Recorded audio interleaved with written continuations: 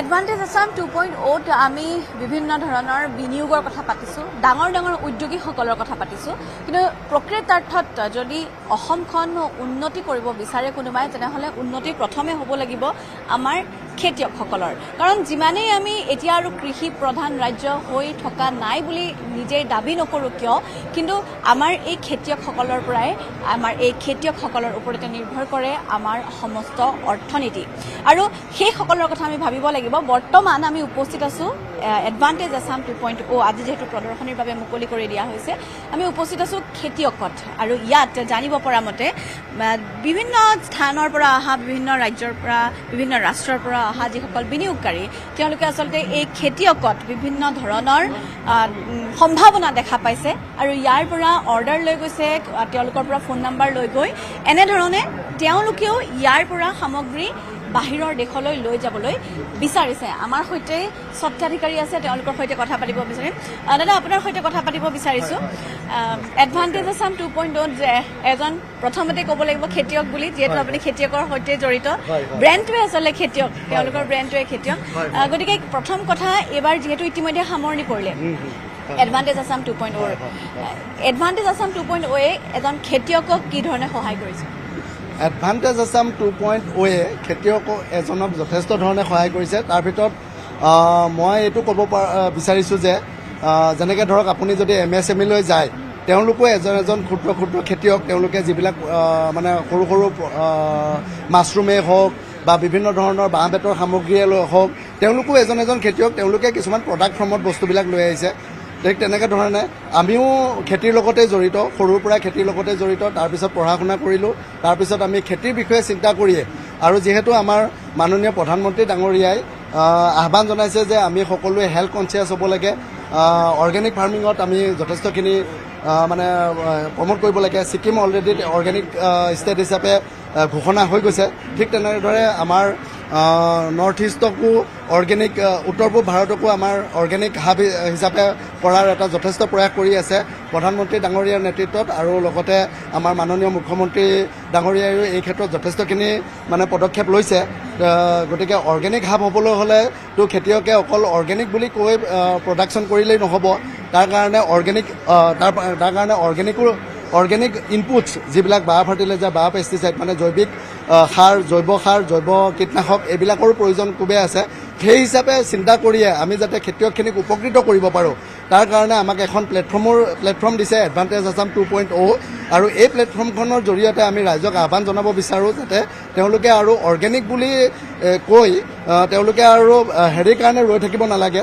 তেওঁলোকে আমাৰ পৰাই বস্তু অৰ্গেনিক ইনপুটছ সেইখিনি গোটেইখিনি পাই যাব, আৰু তেওঁলোকে সেইখিনিৰে অৰ্গেনিক কৰি তেওঁলোকে এক্সপৰ্টো কৰিব পাৰিব। আৰু যিটো প্ৰধানমন্ত্ৰী ডাঙৰীয়াৰ কৃষকৰ দুগুণ আয় বৃদ্ধি, সেইটোত তেওঁলোকে সহায় কৰিব, কাৰণ তেওঁলোকে এক্সপৰ্ট কোৱালিটিৰ ফাৰ্ম প্ৰডিউচ কৰি তেওঁলোকে এক্সপৰ্ট কৰিব পাৰিব। আৰু তাৰ কাৰণে আমাৰ ক্ষুদ্ৰ প্ৰয়াস এইটোৱেই যে আমি কিছুমান জৈৱিক সাৰ আৰু জৈৱিক কীটনাশক সুদীৰ্ঘ 3 বছৰ সময় বৈজ্ঞানিক গৱেষণাৰ অন্তত আমি প্ৰায় 25টা প্ৰডাক্ট ৰেডি কৰিবলৈ সক্ষম হৈছোঁ জৈৱিক খেতিৰ কাৰণে। আমাৰ 4টা ছেকশ্যনত আমাৰ প্ৰডাক্টবিলাক আছে, অৰ্গেনিক ফাৰ্মিং, টি গাৰ্ডেন, আৰু এটা কথা যে এইটো ক'বলৈ বিচাৰিছোঁ যে টি গাৰ্ডেনবিলাকত বহুত বায়' পেষ্টিচাইড, বায়' ফাৰ্টিলাইজাৰ ব্যৱহাৰ, কেমিকেল ফাৰ্টিলাইজাৰ, কেমিকেল পেষ্টিচাইড ব্যৱহাৰ হয়। তাক জৈৱিক কৰাৰ কাৰণে খুব এটা প্ৰচেষ্টা চলি আছে, আৰু বহুত টি আমাৰ অসমৰ মানে ভাৰতৰ বাহিৰত এক্সপৰ্ট হৈ আকৌ ঘূৰি আহিছে। গতিকে তাৰ কাৰণে এটা সুদীৰ্ঘ মানে ট্ৰেন্সফৰ্মেশ্যন বুলি ক'ব পাৰি, এটা পৰিৱৰ্তনৰ চিন্তা চলি আছে যে টি গাৰ্ডেনবিলাকক কেনেকৈ অৰ্গেনিক কৰিব পাৰি। তো তাৰ কাৰণে এটা আমাৰ ছেকশ্যন আছে অৰ্গেনিক টি গাৰ্ডেনৰ কাৰণে, জৈৱ সাৰ আৰু জৈৱ কীটনাশক। তাৰ উপৰিও আমাৰ গুৱাহাটীৰ আৰবান মানুহখিনিয়ে নিজকে মানে খেতিয়ক হিচাপে এটা ক'বলৈ বিচাৰে। হয়তো ইয়াৰ কথাটোত আপোনাক মই এটা কথা সুধিব লাগিব যে আমি ডাঙৰ খেতিয়কসমূহৰ কথা পাতিম, বেছি মাটিত কৰা খেতিসমূহৰ কথা নিশ্চিতভাৱে পাতিবই লাগিব। কিন্তু তাৰ লগতে আমি যিহেতু গুৱাহাটীত আছো, গুৱাহাটীত দেখিবলৈ পোৱা যায় যে ঘৰ বা মাটিৰ অভাৱ, বেলকনি এখনতে এখন বাগিচা কৰিবলৈ বা শাক পাচলি দুটা ৰুবলৈ মানুহে চেষ্টা কৰে। গতিকে তাত দেখিব পোৱা যায় যে কেতিয়াবা ৰ'দ নপৰে, তাত পানী দিয়াৰো মানুহৰ সময় নাই, কিন্তু প্ৰতিপালন নকৰিলে এইটো গছ পুলিটো নাবাচিব, সেই পাচলিটো নহ'ব। গতিকে তাৰ বাবে আপোনালোকৰ কি কি প্ৰডাক্ট আছে আৰু ডাঙৰ যিসমূহ খেতিপথাৰত ব্যৱহাৰ কৰিবলগীয়া অৰ্গেনিক ফাৰ্টিলাইজাৰৰ কথা আমি পাতিছোঁ, সেইসমূহে আমি দেখিছোঁ যে দিল্লী হাৰিয়ানাত খুব বেছিকৈ বিশেষকৈ হাৰিয়ানা পাঞ্জাৱত যেনেধৰণে ব্যৱহাৰ হয় কেমিকেল ফাৰ্টিলাইজাৰ, সেইসমূহৰ বাবে গোটেই ৰাজ্যবিলাকতে আচলতে প্ৰভাৱ পৰে, কেৱল মাত্ৰ খেতিখিনিত নহয়। গতিকে সেইখিনিৰ পৰা অসম কেনেকৈ বাচিব সেই কথাটো আপোনাৰ পৰা জানিব বিচাৰোঁ। হয় হয়, এইটো এটা কিচেন গাৰ্ডেনৰ প্ৰডাক্ট।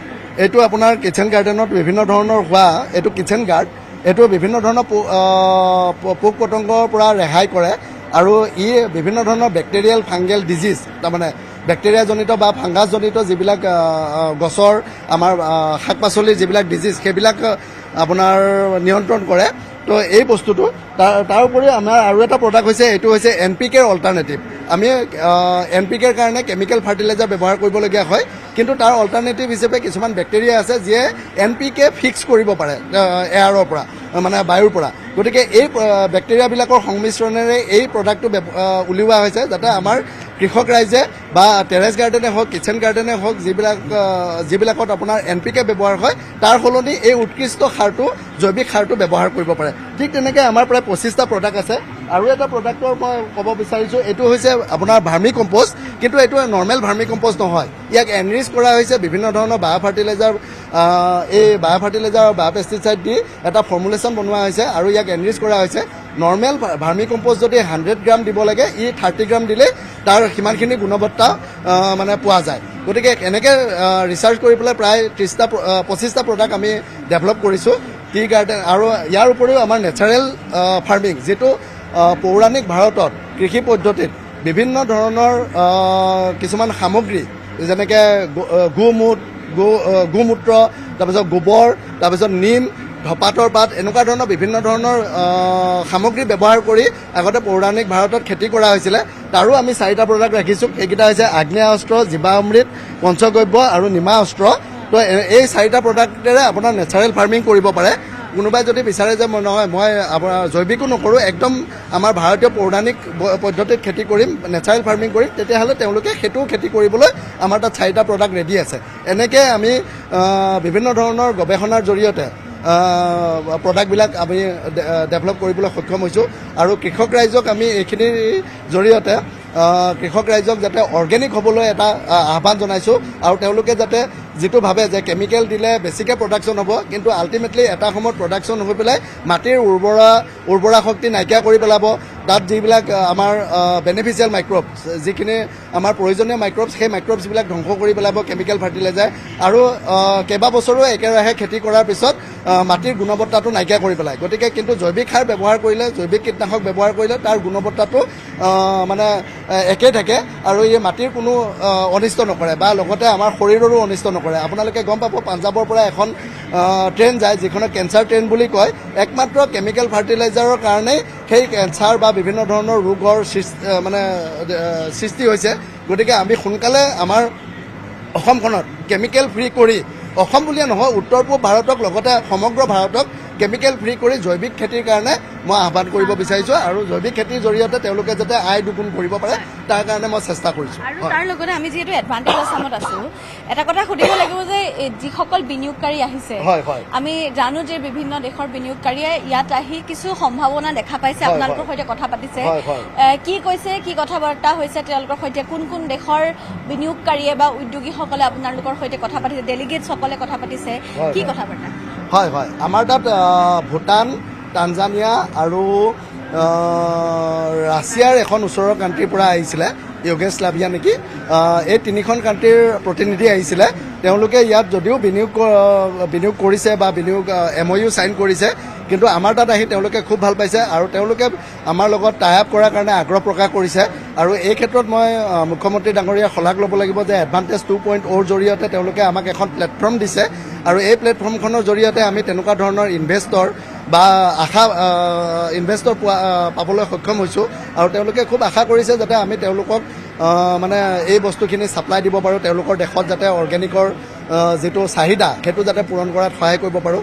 আৰু তেওঁলোকে আমাৰ লগত তাত আমাৰ দেশৰ খেতিয়কক তাত প্ৰয়োজন প্ৰয়োজন হৈছে কাৰণতো দেশ যিমানে উন্নতি নহওক কাৰণতো খাবলৈতো আমি খেতিৰ সামগ্ৰীয়ে লাগিব গতিকে খেতিৰ সামগ্ৰী যাতে তেওঁলোকে সুস্বাস্থ্যৰূপে মানে সুস্বাস্থ্যৱান হৈ থাকিবৰ কাৰণে যিটো অৰ্গেনিক ফাৰ্মিং অৰ্গেনিক ধৰণে খেতি কৰিব পাৰে ইউৰোপত এইবিলাক খুব মানে বিচাৰে তেওঁলোকে অৰ্গেনিক বস্তু খুব বিচাৰে তেওঁলোকৰ কিছুমান নৰ্মছৰ জৰিয়তে খেতি কৰিলেহে তেওঁলোকে তাত মানে ইম্পৰ্ট কৰে আদাৰৱাইজ তেওঁলোকে পূৰা ইম্পৰ্ট বন্ধ কৰি দিয়ে তো এই বস্তুখিনি খুব ইম্পৰ্টেণ্ট আমি যাতে তেনেকুৱা ধৰণৰ প্ৰডাকশ্যনহে কৰিব পাৰোঁ অৰ্গেনিক ফাৰ্মিং আৰু আমি যাতে এক্সপৰ্ট কৰি পেলাই আমি যাতে খেতিয়কৰ দুগুণ আয় বৃদ্ধিৰ লগতে আমাৰ দেশখনক আৰ্থিকভাৱে টনকিয়াল কৰিব পাৰোঁ সেইটোৱে এটা চেষ্টা আৰু এই তিনিখন কাণ্ট্ৰিৰ লগত টাই আপ হ'লে মষ্ট প্ৰবেবলি আমি মানে খুব মানে এডভান্টেজ আছাম 2.0ৰ জৰিয়তে আগুৱাই যোৱাৰ এটা সপোন বা আশা ৰাখিছোঁ আৰু হয় এইখিনি আৰু এটা কথা সুধিব লাগিব আৰু ক'ব লাগিব আমাৰ দৰ্শকক যে তেওঁলোকে কেৱল মাত্ৰ জৈৱিক সাৰেই নহয় সাৰ যোগান ধৰাই নহয় বা সাৰ বিক্ৰী কৰাই নহয় যিসমূহ গুৱাহাটীত থকা কিচেন গাৰ্ডেন আছে বা বেলকনিতে অকণমানকৈ কোনোবাই শাক পাচলি কৰিব বিচাৰিছে তেওঁলোকৰ বাবে সেই কিচেন গাৰ্ডেনখন তেওঁলোকে ডিজাইনো কৰি দিয়ে বা প্লেন কৰি নিজে গৈ কৰি থৈ আহেগৈ তেনেধৰণৰো ব্যৱস্থা আছে শেষৰটো প্ৰশ্ন আপোনালৈ থাকিব নিশ্চিতভাৱে আপোনালোকে ইয়াত কিছু ধনৰাশিৰ যি এটা সহায় আমাক প্ৰয়োজন হয় অৰ্থনৈতিকভাৱে প্ৰতিজন খেতিয়কক কিছু অৰ্থৰ প্ৰয়োজন হয় আৰু সেইবাবে বিভিন্ন স্থানত আমি দেখিছোঁ খেতিয়কে বিভিন্ন স্থানত বহুত বেছি সমস্যাৰ সন্মুখীন হ'বলগীয়া হয় ব্ৰেণ্ড হিচাপে খেতিয়কে এডভান্টেজ আছাম 2.0 কি বিচাৰি আহিছিলে কি পালে হয় এইখিনিত আমি মানে আমি ভাবিছিলোঁ যে আমি খালি প্ৰডাক্ট ডিছপ্লে কৰিম আৰু মানে অকণমান আৰু ৰাইজক অৱগত কৰিম এৱেৰ কৰিম মানে যে অৰ্গেনিক ফাৰ্মিং কৰিব লাগে কিন্তু আমি তাতকৈ ভবাতকৈ বহুত বেছি পালোঁ আমাৰ বহুত ডিমাণ্ড আহিছে প্ৰডাক্টবিলাকৰ আৰু বহুতে নিজে ইনভেষ্ট কৰিবলৈও ৰেডি হৈছে তেওঁলোকে নিজে মানে আগবাঢ়ি আহিছে আৰু তেওঁলোকে বিচাৰিছে এই ক্ষেত্ৰত মই চৰকাৰলৈ এটা আহ্বান যে আমি হৈছোঁ সৰু ষ্টাৰ্টআপ আমি জাষ্ট মানে আগবাঢ়িবলৈ বিচাৰোঁ যাতে চৰকাৰে এইখিনি ক্ষেত্ৰত বিভিন্ন ধৰণৰ আৰ্থিকভাৱে হওক বা পলিচি ক্ষেত্ৰতে হওক আমাৰ ষ্টাৰ্টআপবিলাকক যাতে এই ক্ষেত্ৰত সহায় কৰে আৰ্থিকভাৱেও সহায় কৰে লগতে বিভিন্ন পলিচিৰ জৰিয়তে যাতে আমাক সহায় কৰে আৰু বিভিন্ন ধৰণৰ যিবিলাক স্কিম আছে সেই স্কিমবিলাকতো যাতে আমাক সহায় কৰে সেইটোৱে আমি চৰকাৰৰ ওচৰত আশাবাদী ক'ত প্ৰয়োজন হৈছে আপুনি কৈছিলে মধ্য অসমতো মধ্য অসম আপাৰ আছামতো গোটেই টি গাৰ্ডেনৰ কাৰণে আমাক ফেক্টৰী প্ৰয়োজন হৈছেই মানে